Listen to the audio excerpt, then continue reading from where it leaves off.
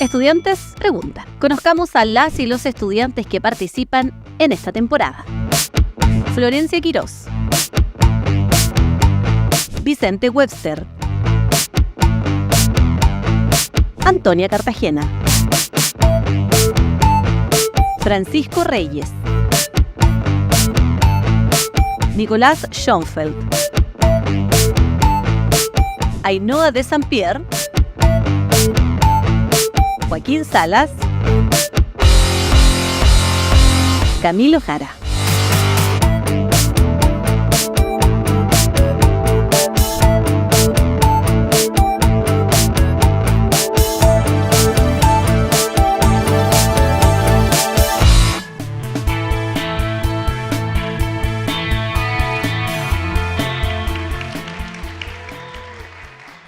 Muchas gracias, Florencia. Bueno, muy buenos días, compañeros y compañeras. Buenos días, ministro Marcel. ¿Cómo está? Muy bien, muy contento de estar acá de vuelta en el instituto. Muchas gracias. Como bien dijo Florencia, vamos a dar inicio a las preguntas de contexto.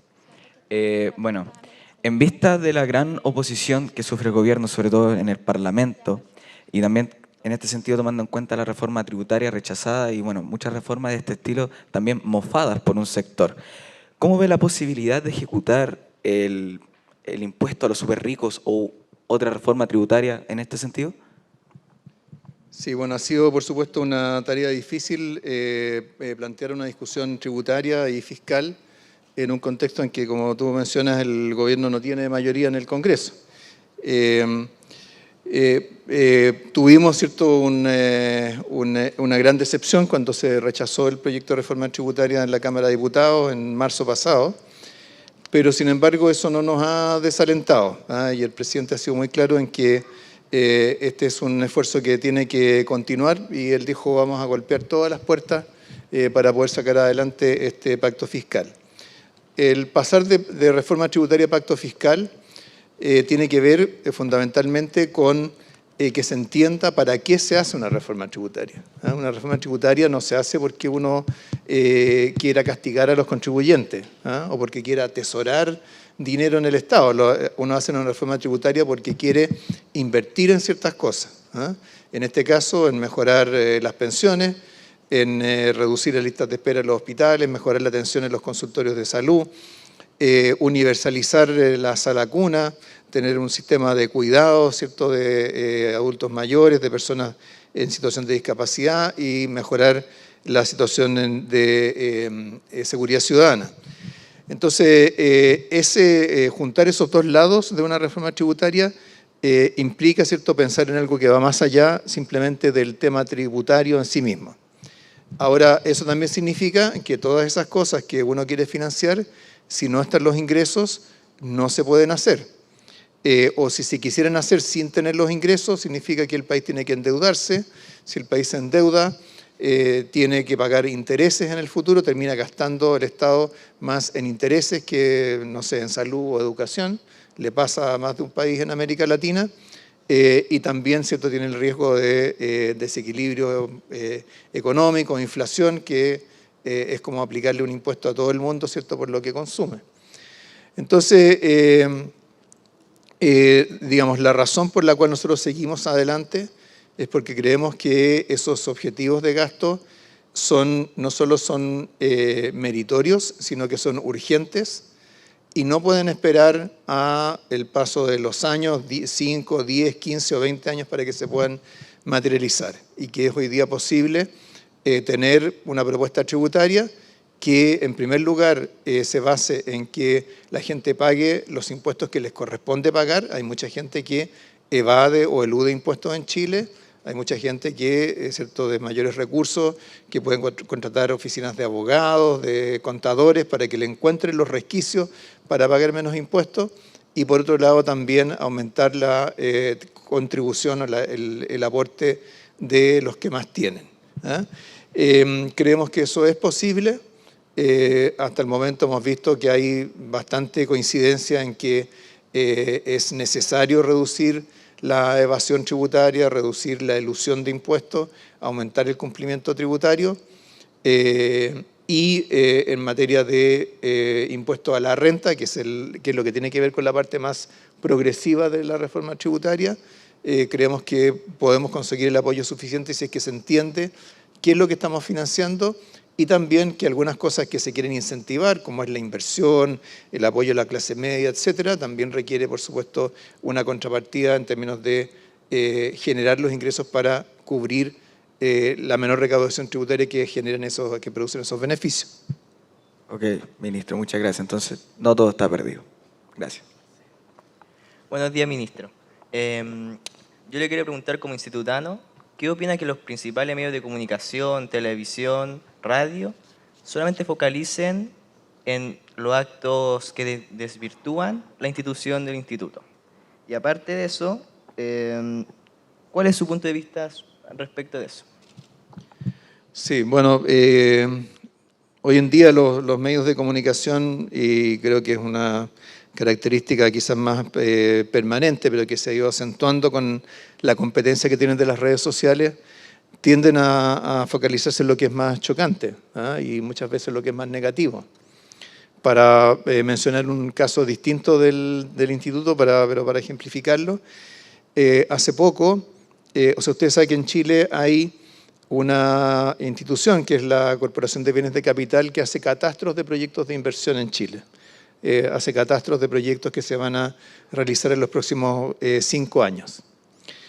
Cuando hemos tenido caídas, y hemos tenido caídas importantes en esos catastros, lo hemos tenido en la primera página de los diarios.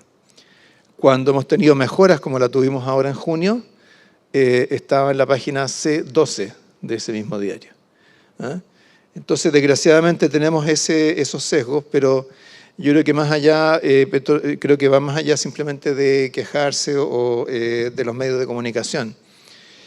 Creo que tenemos que tener claro de que donde exista violencia, eso siempre le va a ganar a cualquier otra cosa en términos de atención del público y atención de los medios.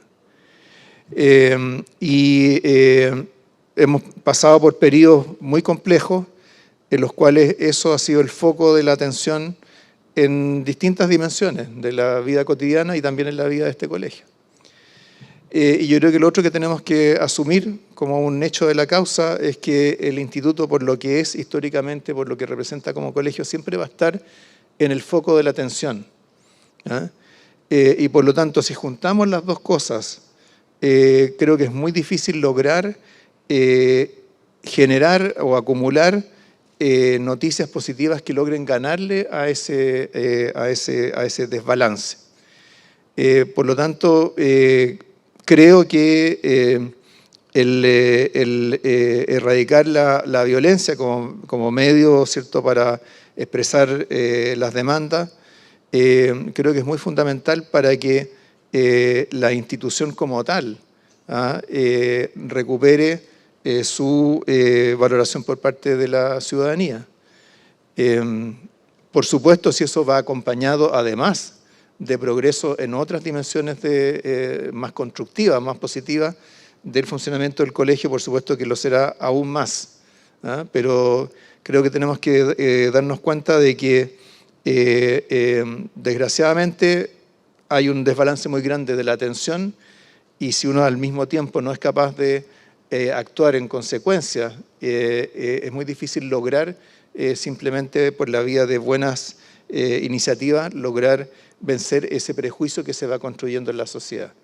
A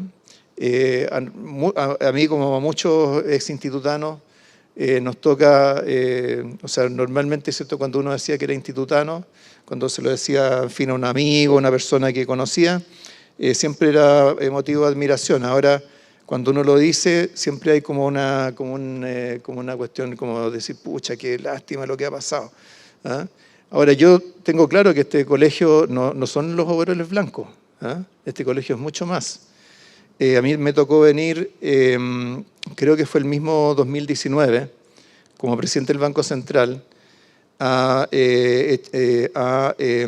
anunciar desde acá, desde el instituto, desde esta misma sala, el concurso Economía Más Cerca, que es un concurso para estudiantes de enseñanza media sobre temas económicos. Y en el camino para acá, por San Diego, perdón, por Arturo Prat, me encontré con una barricada, había un profesor que me dijo, no, pasen nomás, pasen por acá por el lado, llegamos acá y había ¿cierto? Un grupo grande de estudiantes que estaban interesados en el concurso que nos había más cerca. Y eso es parte de, y por lo tanto hay que tener claro y es importante transmitir que el instituto tiene ¿cierto? Esa fuerza interior que sigue vigente. Y nosotros como ex institutanos creo que también es importante que lo tengamos claro, porque a veces es muy fácil simplemente rendirse frente al peso de las cosas que se transmiten, pero creo que tenemos que tener claro que hay un gran desafío por delante en términos de erradicar la violencia y hacer que lo que son las legítimas reivindicaciones de los estudiantes tengan el lugar y el respeto que merecen. Perfecto, ministro. Ahora recuerde, uno es exalumno, pero siempre institutano. Así es. Buenos días, ministro. Yo le voy a preguntar por el diseño político del gobierno. Esto es dos gobiernos, o sea, dos coaliciones, un gobierno. ¿Qué opina al respecto y si cree que esto ha generado tensiones al interior de la moneda? Sí, bueno, primero hay que tener claro que con la excepción del gobierno del presidente Frei Montalva, Chile siempre ha tenido gobiernos de coalición, prácticamente siempre. Y por lo tanto no es raro que exista una coalición de gobiernos. La diferencia en este caso es que ¿cierto? Hay una coalición que fue la que apoyó al presidente Boric en la primera vuelta y luego ¿cierto? Entre la primera y la segunda vuelta se agregó ¿cierto? Una segunda coalición. Y ambas ¿cierto? Generaron luego la base para el gobierno, la configuración actual del gobierno. En los regímenes presidenciales eso es un proceso complejo, porque en los regímenes presidenciales ¿cierto? Hay una figura muy central que es la del presidente de la República, hay una separación muy tajante con el Congreso Nacional y por lo tanto ¿cierto? Normalmente los presidentes tratan de construir coaliciones lo más amplias posible para darles mayoría, pero no tienen esa mayoría asegurada. Esto es muy distinto a lo que pasa en los países con regímenes parlamentarios. En los regímenes parlamentarios es muy común que pase esto que pasó aquí en Chile. La diferencia es que luego de la elección, cuando hay alguien que tiene, ¿cierto? Hay un sector, un partido, lo que sea, que tiene un liderazgo, pero no tiene mayoría absoluta, construye una coalición sobre la base de una negociación programática. Esto lo ven ustedes típicamente en países europeos. No sé si alguno ha visto la serie Borgen. Ahí se ve cómo funciona en Dinamarca. Una vez sigue más las experiencias de España. En todos esos países es común que funcione de esa manera. O sea, se forma un programa después de la elección, no antes. Antes hay propuestas, pero el programa es lo que genera la coalición que le da la base al gobierno. Nosotros no tuvimos eso. Y por lo tanto hay parte de ese trabajo que ha habido que hacerlo después, una vez instalado el gobierno. Por supuesto, en el gobierno hay historias, culturas políticas que son distintas, pero yo creo que hay que distinguir dos cosas. Uno es lo que es la relación entre los partidos y las coaliciones, y otra cosa es lo que es el funcionamiento del gobierno mismo. Entre las coaliciones y los partidos muchas veces hay tensiones, las hemos visto, ¿cierto? Todos los días vemos alguna cosa nueva. Pero en el funcionamiento del gobierno, el equipo de gobierno, independientemente de dónde venimos cada uno de nosotros, es un equipo bien cohesionado, donde en realidad yo por lo menos como ministro de Hacienda nunca se me ocurre pensar a qué partido o a qué coalición pertenece un ministro que viene a conversar con nosotros del presupuesto o de un proyecto de ley. Entonces, creo que hoy día lo que le da la fuerza y en buena medida como el pegamento a la base del gobierno es en buena medida la configuración del gabinete con participantes de todos los partidos políticos y algunos independientes. ¿Necesario avanzar hacia un parlamentarismo real en Chile? sea, yo creo que un régimen parlamentario requiere un régimen de partidos muy fuerte, ¿ah? Y un sistema electoral que tienda a generar, a incentivar la formación de coaliciones.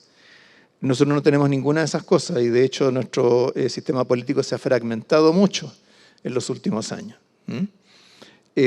Quizás con lo que actualmente o con lo que propuso el comité de expertos, por ejemplo, respecto de el funcionamiento de los partidos en el Congreso, la mínima votación requerida para tener representación parlamentaria, los mecanismos para limitar el discolaje, ¿cierto? Los díscolos que se van separando los partidos.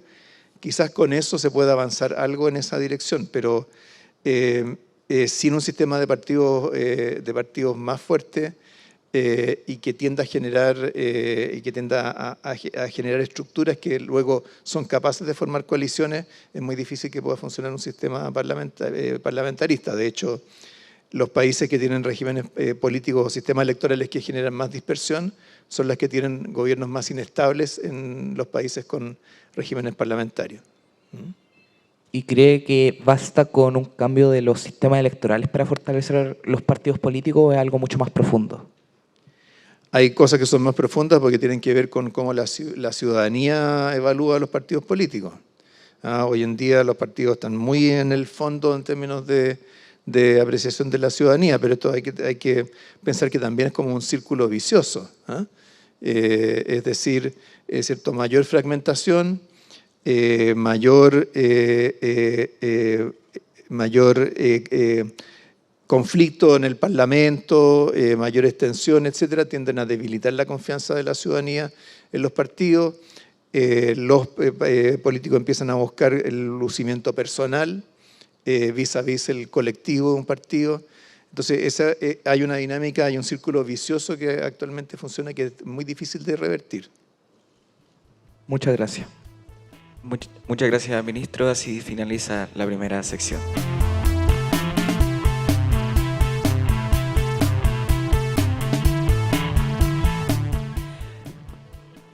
Ok, con respecto a educación, una de las promesas en el proceso de campaña de Gabriel Boric fue la condonación al CAE. Queríamos saber su opinión con respecto a este mismo y en caso de eliminarlo o le harían una reforma, ¿qué harían ustedes con el CAE? Sí, mira, respecto del CAE, yo creo que hay que tener claro que el CAE surgió en un periodo en el cual había una enorme presión por entrar a la educación superior. Fruto de la universalización de la educación secundaria, del crecimiento de la clase media, la presión por entrar a la universidad, a un centro de formación técnica, un instituto profesional, fue aumentando exponencialmente en los 90 y principios de los 2000. Y lo que estaba pasando en ese momento era que la gente se estaba endeudando con créditos de consumo. Las familias estaban tomando créditos de consumo a unas tasas de interés enormes, 30, 40, 45%, a plazos de 3, 4 años para financiar los estudios de sus hijos. Entonces el CAE surgió como una respuesta a esa situación. En ese momento, por supuesto, una tasa de interés del 6% parecía extraordinariamente baja al lado de 40%. Pero creo que hubo muchos supuestos en torno al tema del CAE que no se cumplieron, muchas tareas que no se llevaron a cabo después y se fue transformando en esta montaña de deuda que terminó ahogando a muchos jóvenes y a muchas familias. Por supuesto hubo, en fin, varias reformas de por medio, se logró contener en alguna dimensión esa carga financiera, pero el CAE sigue ahí. Y el tema es cómo se resuelve un problema que involucra un volumen de recursos que es de enorme magnitud. O sea, el CAE partió como un sistema con participación de la banca privada porque el Estado no tenía los recursos para administrar un sistema de crédito en aquel momento. Si hoy día miramos toda la deuda que se ha acumulado, hoy día sí, el Estado tiene algo más de recursos, pero no tiene todos los recursos que no tenía durante todos los años en que se acumuló el CAE. Entonces, el desafío acá es cómo generar un mecanismo que logre reducir sustancialmente la carga de este crédito y que sea fiscalmente abordable. Y sobre todo que no sea ¿cierto? Algo que compita con otros objetivos de política pública. O sea, sería muy complicado ¿cierto? Poner al CAE a competir por recursos fiscales con, por ejemplo, el aumento de la pensión garantizada universal o la reducción de listas de espera en los hospitales. Entonces, lo que se ha estado trabajando es buscar un mecanismo que logre reducir esa carga y que al mismo tiempo tenga su propia fuente de financiamiento. Eso está todavía en proceso, pero en el fondo esos son un poco los criterios. Y es un poco las restricciones y los desafíos que involucra. O sea, el tema es, ¿cierto? Una deuda que son varios miles de millones de dólares. ¿Cómo hacemos para poder licuarla, poder alivianarla y por lo tanto reducir la angustia que muchos profesionales jóvenes hoy día tienen? Particularmente aquellos que no lograron terminar sus estudios, por ejemplo, que están en una situación particularmente desmedrada. Entonces, eso es un trabajo que se está haciendo con el Ministerio de Educación. Ahora acaba de asumir un nuevo ministro, así que vamos a seguir adelante. Y como se ha señalado, es un trabajo que se está haciendo en paralelo con el pacto fiscal para que no se mezcle con los propósitos que el pacto fiscal tiene, que son los que mencionaba antes. ¿Cree que el proyecto que usted menciona puede estar finalizado antes antes que termine el periodo de Gabriel Boric? Es un compromiso del presidente, así que claramente así va a ser. Muchas gracias, ministro. Bueno, yo voy a hablar sobre los colegios emblemáticos y sobre los centros de estudiantes. ¿Usted cree que actualmente los centros de estudiantes ya están muertos o siguen siendo un propulsor para pedir cosas que son válidas? Y especialmente este CEIN, que digamos que el CEIN del Centro de Estudiantes Instituto Nacional es el más relevante que el Liceo 1 o Liceo de Aplicación.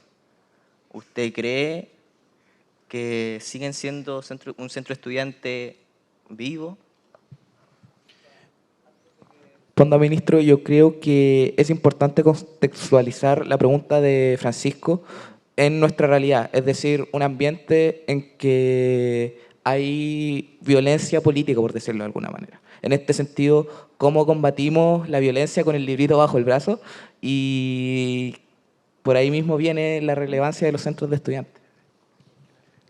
Sí, mira, a ver, lo primero quizás que tendría que decir es que yo estuve acá en el instituto entre el 70 y el 76. Entonces me tocó vivir democracia y dictadura. Y me tocó vivir los primeros años de intervención del colegio donde no había centro de estudiantes, no había centro de estudiantes elegido democráticamente. No teníamos presidentes de curso, teníamos jefes de curso designados por el profesor jefe. Se reproducía como toda una estructura autoritaria al interior del colegio. Entonces, creo que a la luz de esa experiencia, uno no puede sino valorar enormemente los centros de alumnos y este centro de estudiantes en particular.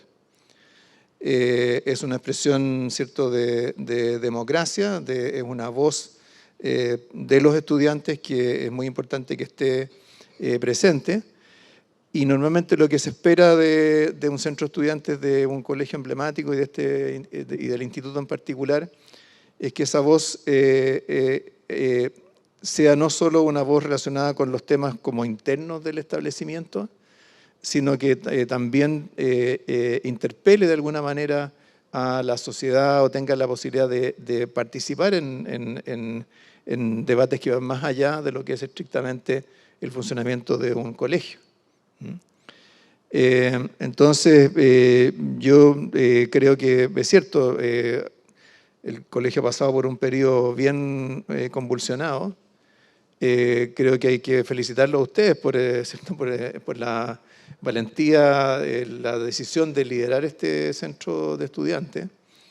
Y yo creo que cualquier camino de fortalecimiento, recuperación de la visión del Instituto Nacional pasa en buena medida por el rol de los estudiantes y de sus organizaciones en ese proceso. O sea, es difícil pensar que esto vaya a ser un proceso, que cualquier recuperación del colegio sea algo estructurado desde arriba o desde la municipalidad o el ministerio o cualquier cosa. O sea, los estudiantes son los que le dan vida a un colegio. Así que creo yo que en la medida que ustedes sean capaces de enfrentar los desafíos que el colegio tiene y también ir generando una voz que vaya más allá del propio establecimiento, yo creo que digamos, hay un papel bien importante que cumplir y un valor que ganar. Muchas gracias, ministro. Mi pregunta va por este mismo lado y es respecto a factores estructurales del desarrollo de la educación. ¿Usted cree que el financiamiento o el modelo de financiamiento de la educación pública y en general de la educación tiene un rol en las crisis de los liceos emblemáticos? Una acotación, ministro. Quedan 2 minutos. Sí, mira, a ver, yo lo que diría es que llevamos mucho tiempo, años, discutiendo sobre temas financieros, administrativos y de propiedad de los establecimientos educacionales. Y hablamos muy poco de educación. Se habla muy poco de currículum, de objetivos, de métodos, de lo que pasa en la sala de clase, de lo que pasa en un establecimiento. Yo creo que tenemos un gran déficit en ese sentido. Hemos destinado muchos recursos al tema financiero. Con las reformas que hubo en el gobierno de la presidenta Bachelet se invirtió muchos recursos, pero creo que tenemos un déficit de profundidad en la temática educacional que es bien importante. Voy a contar rápidamente una anécdota. Cuando se inició la jornada escolar completa, yo estaba en la dirección de presupuesto, me iba a ir a coordinar la jornada escolar completa del Ministerio de Educación. Y una de las cosas que hice fue venir a hablar con el rector del instituto, para preguntarle cuáles eran sus planes para la jornada escolar completa. Y su respuesta fue que no tenían planes, que funcionaban bien así como estaban. Entonces, creo que lo que es proyecto educativo, contenido educativo, discusión de para qué queremos, qué es lo que queremos que ocurra con nuestra educación, creo que está muy subrepresentado en el debate público, en las decisiones de política pública y en el tema de los recursos.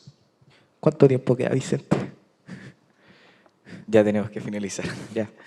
Muchas gracias, ministro. Termino el bloque de educación. Muchas gracias.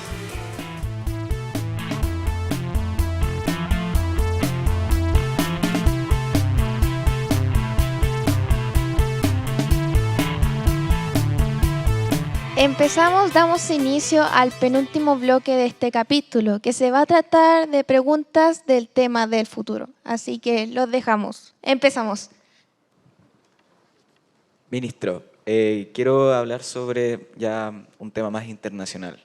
Para ser más específico, Argentina, con respecto al triunfo de Milei en las primarias. El famoso libertario que habla de economía, etcétera. Entonces, en vista de la gran aprobación que existe hacia Javier Milei por parte de los argentinos y la posición que él tiene de cerrar el Banco Central y, bueno, además de cerrar una cantidad considerable de ministerios, ¿realmente usted qué opina de las promesas económicas dictaminadas por el libertario? Sí, bueno, uno de los temas que llaman la atención es esto de cerrar el Banco Central, que va asociado a la dolarización de la economía argentina, ¿cierto? En América Latina hay varios países dolarizados. Panamá es uno de ellos, Ecuador es otro. En un país dolarizado, en una economía dolarizada, no hay moneda local. Entonces, en el fondo, la economía tiene que funcionar de acuerdo a lo que son los flujos de divisas al país, lo que se llama la cuenta corriente de la balanza de pago. O sea, exportaciones menos importaciones más flujos de capitales. Entonces eso lo que significa es que ¿cierto? Una economía que no sea, por ejemplo, competitiva en términos de exportaciones o que sea muy dependiente del crédito externo, va a tener grandes vaivenes, mucha volatilidad. ¿Ah? O sea, los países que han dolarizado su economía son países que han tenido que construir grandes reservas de dólares y tienen que tener cierta seguridad sobre un flujo estable de divisas. Por ejemplo, Panamá lo tiene por el Canal de Panamá. ¿Ah? Ecuador lo tiene por el petróleo. ¿Ah? Pero Argentina no necesariamente es así. Y Argentina ya pasó por la experiencia de la convertibilidad que dio origen, ¿cierto?, a la crisis del 2001, que significó, ¿cierto?, que mucha gente perdió todos los ahorros que tenían los bancos a través del llamado corralito. Tuvo una inestabilidad política enorme, tuvo 6 presidentes, si mal no recuerdo, en pocos meses. Para los que quieran, para los que les interese, hay una serie, creo que está en Star Plus, que se llama Argentina, diciembre del 2001, que cuenta toda esa historia. Entonces yo tiendo a verlo como una nueva forma de encontrar como una varita mágica para resolver los problemas económicos que históricamente ha tenido Argentina. Ahora, eliminar el Banco Central, es cierto, en una economía dolarizada, un Banco Central o no es necesario o hace otras cosas, hace regulación financiera. Por ejemplo, eso pasa en Europa, ¿cierto? Hay un Banco Central Europeo que es el que emite el dinero, maneja la política monetaria, y hay bancos centrales en los países del euro que se encargan de la regulación financiera solamente. Pero hay que entender que los bancos centrales son en buena medida una conquista de la democracia. En su momento fueron un cambio progresista en los países. Aquí en Chile el Banco Central se creó en el año 25. En 1925 fue parte de toda una oleada de reformas que fueron en general todas democratizantes en el país. Y antes de que eso ocurriera, quien emitía el dinero eran los bancos comerciales.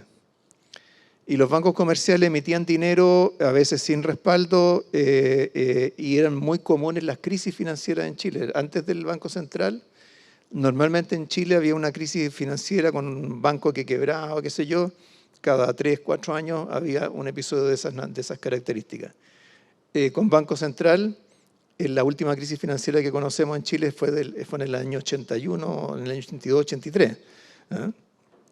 Entonces, en mi opinión, la dolarización de una economía como Argentina es un error grave de política económica y al mismo tiempo la eliminación del Banco Central sería un retroceso en términos de institucionalidad democrática. Ahora, eso no quiere decir que el Banco Central funcione muy bien en Argentina. Hay muchos desafíos que tiene, muchas cosas que puede mejorar, hay muchas cosas de política económica que mejorar. Pero mi visión es que este es un camino que es poco promisorio. Claro, en ese sentido, entonces, ¿usted cree que si Milei llegase a ganar primero y a dolarizar la Argentina, cree que le estaría entregando la soberanía al mismo país a Estados Unidos? Más que Estados Unidos, en el fondo quedaría dependiente de los flujos de capitales. Argentina hoy día no tiene acceso a los mercados de capitales, por ejemplo. Hoy día Argentina se financia con organismos internacionales. Tendría que recuperar todo eso, y aún así quedaría todavía muy dependiente de esos flujos de capitales, de quien esté dispuesto a comprar bonos de Argentina, a quien esté dispuesto a llevar dólares al país. Entonces creo que es una política que va en una dirección errada respecto a un país que tiene problemas estructurales que son complejos, que cada cierto tiempo reviven en la forma de crisis. Muchas gracias, ministro. Ministro, ¿usted cree que en un futuro la educación pública llegue siquiera a la sombra de la educación privada? Y basándonos en esto, ¿o cree usted que ya se va a quedar estancada y ya la única solución son los colegios mitad municipalidad, mitad pagado, o ya eliminar por sí ya la educación pública? Yo creo que la educación pública puede ser mejor que la educación privada. Los países que tienen mejores resultados educativos son los países que tienen educación pública fuerte. No hay ningún país con una educación privatizada que esté en los primeros lugares en términos de resultados educativos en el mundo. Ahora, para que eso pueda ser, es importante entender cuáles son el potencial que tiene la educación pública que no está aprovechado en Chile. Yo encabecé un estudio que generó un libro hace varios años atrás sobre educación pública.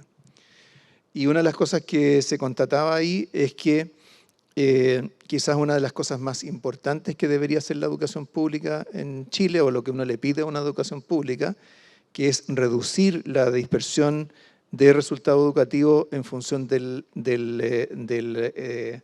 origen socioeconómico de los estudiantes. Eso no se logra en Chile. No lo estamos logrando. ¿Usted cree que hay que desmunicipalizar los países y que fue un error lo que hizo en este caso el gobierno? Disculpe. ¿Usted cree que lo que hizo el gobierno militar de municipar los países fue una mala idea? Yo creo que fue, ¿cierto?, una idea de adecuar la educación a condiciones, requerimientos del territorio, del contexto, ¿cierto?, de la escuela. Pero creo que al mismo tiempo se apoyó en una institución como la municipalidad, que también tiene muchas limitaciones. El potencial que tiene la educación pública, o sea, antes hablaba, ¿cierto?, cuál es el desafío, cuál es la misión que debería tener. El potencial que tiene la educación pública para generar la reducción de esa desigualdad en la base educativa de los estudiantes reside en su capacidad para poder mover los recursos a través del sistema y poder recurrir a apoyos que van más allá de lo estrictamente educacional. Fundamentalmente, ¿cierto?, lo que debería hacer la educación pública es movilizar todos los recursos que tienen los colegios, los establecimientos, la autoridad local, sea el SLEP o sea el municipio, para apoyar a los estudiantes que tienen más problemas. De tal manera de tener una nivelación hacia arriba. Y yo creo que ese es un potencial que nosotros no estamos aprovechando. Seguimos con una visión que está muy centrada en el establecimiento aisladamente. La gran ventaja de la educación pública es su característica de ser sistémica. Y al ser sistémica, entonces tiene la posibilidad de dirigir recursos donde se pueden requerir más. Pero para eso hay muchas cosas todavía que habría que hacer, ¿cierto? Pero yo creo que esa es como de la esencia de lo que es la educación pública, y por eso creo que la educación pública en Chile no solo puede mejorar, sino que puede superar incluso la educación particular. Tenemos que tener claro que en Chile, cuando se hacen las pruebas PISA, etcétera, lo que nosotros vemos como colegios de élite en el sector privado tienen resultados que están como en la cola de abajo de la distribución de resultados educativos en países que son exitosos. Entonces nosotros tendemos a pensar que, qué sé yo, no sé, por decir un colegio cualquiera, el Grange es un colegio pero de nivel mundial. Eso no es así.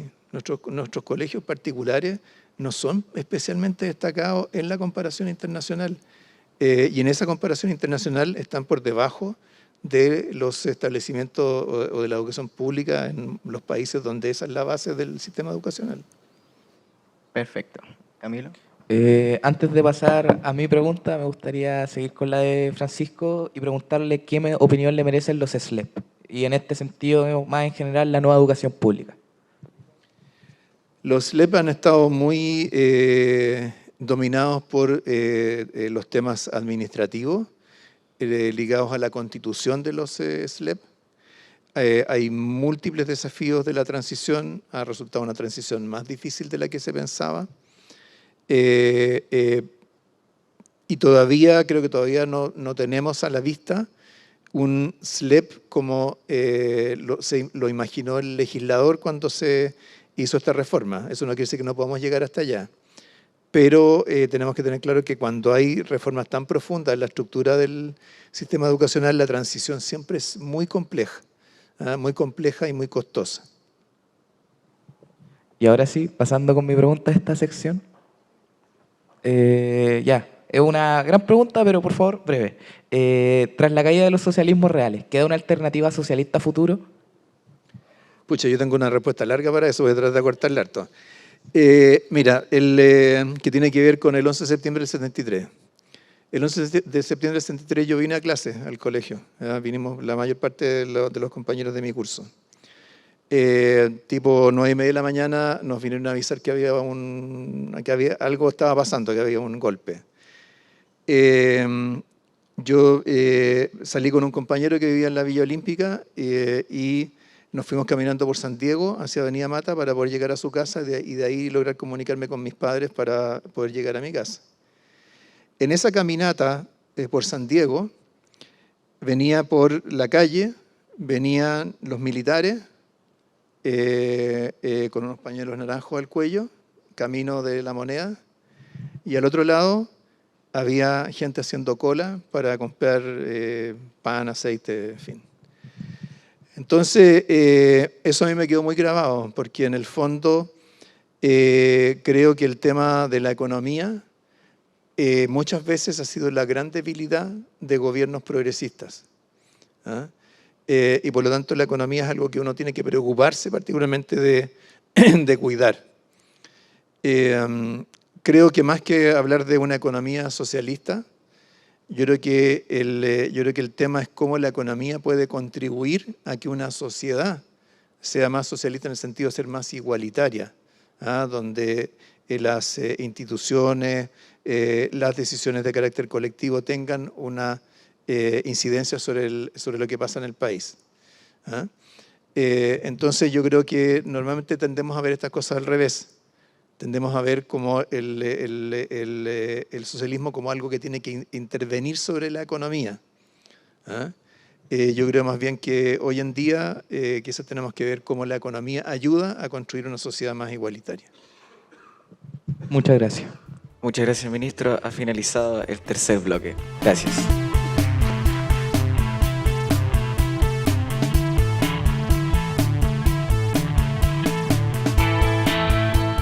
Comenzamos con las preguntas, como mencioné anteriormente, recolectadas por el público del Instituto Nacional. Son 2 preguntas que van dirigidas hacia usted. Estas preguntas son: ¿qué medidas están tomando para fomentar la educación financiera en la población? A ver, en Chile tenemos actualmente hay una estrategia de educación financiera que parte de la incorporación de temas de economía en el currículum de la enseñanza media. Me imagino que aquí seguramente hay varios estudiantes que están justamente viendo esos temas en sus clases. Pero para eso se requiere, en primer lugar, tener una buena formación de los profesores. El Banco Central tiene un programa de formación online para profesores que se llama la Ciudad de las Oportunidades. También hay otras instituciones que han estado desarrollando material de capacitación y programas de capacitación para los profesores. Por otro lado, hay varias iniciativas de formación o de información y de educación financiera que tratan de usar formas más lúdicas, más entretenidas para aprender. Y sobre todo lo que es más importante es tratar de dirigir la educación financiera a cosas que tengan que ver, que conectan con la realidad de las personas. Porque cuando uno escucha educación financiera se imagina a alguien que va a ir a invertir en un fondo mutuo o en unas acciones, pero en realidad decisiones financieras se toman todos los días.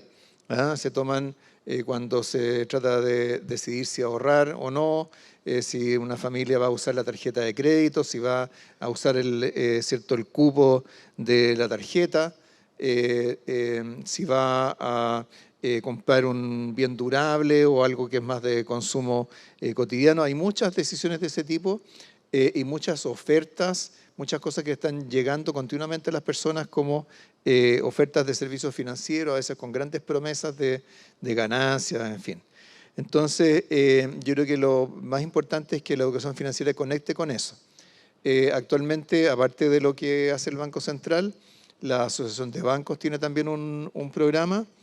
Justamente hace 2 semanas atrás me tocó ir a INACAP al cierre de un curso que se hace fundamentalmente con mujeres emprendedoras. También hay iniciativas del Banco Estado, hay iniciativas de la Comisión de Mercados Financieros, en fin, yo creo que hay bastantes instituciones preocupadas de esto y el foco más recurrente son justamente los jóvenes, particularmente los jóvenes de enseñanza media. Así que esa es un poco la estrategia que se ha estado siguiendo hasta ahora. Ok. Y la segunda pregunta, última pregunta. ¿Qué medidas se están tomando para garantizar una educación de calidad para todos los estudiantes, independiente de su origen socioeconómico? Bueno, yo diría hay muchas iniciativas que forman parte de la política educacional, algunas que vienen de hace más tiempo, como la subvención preferencial, por ejemplo, que está asociada, ¿cierto?, a apoyar más a los establecimientos que atienden a estudiantes que tienen un origen socioeconómico que les dificulta más el aprendizaje.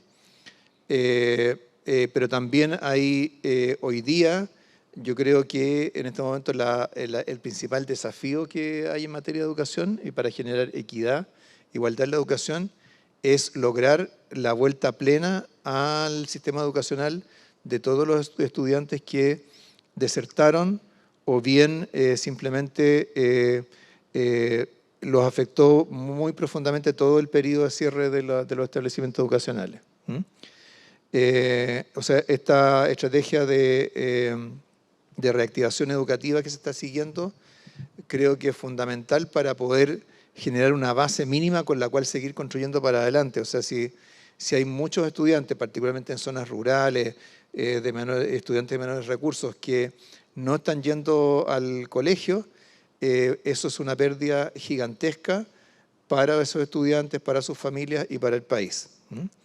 En general, yo diría que eso es como una base a partir de la cual existen estos otros programas, como mencionaba yo, la subvención preferencial, todo lo que es los esfuerzos de capacitación de los profesores que van en esa dirección. Pero creo que todavía nos queda mucho.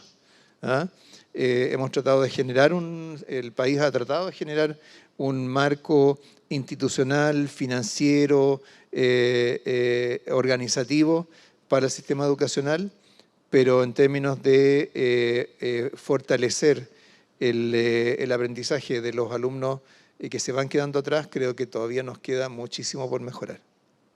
Perfecto. Muchas gracias, Mario Marcel, por venir acá, sobre todo. Y finalizamos con nuestro capítulo junto con nuestro invitado, ministro de Hacienda.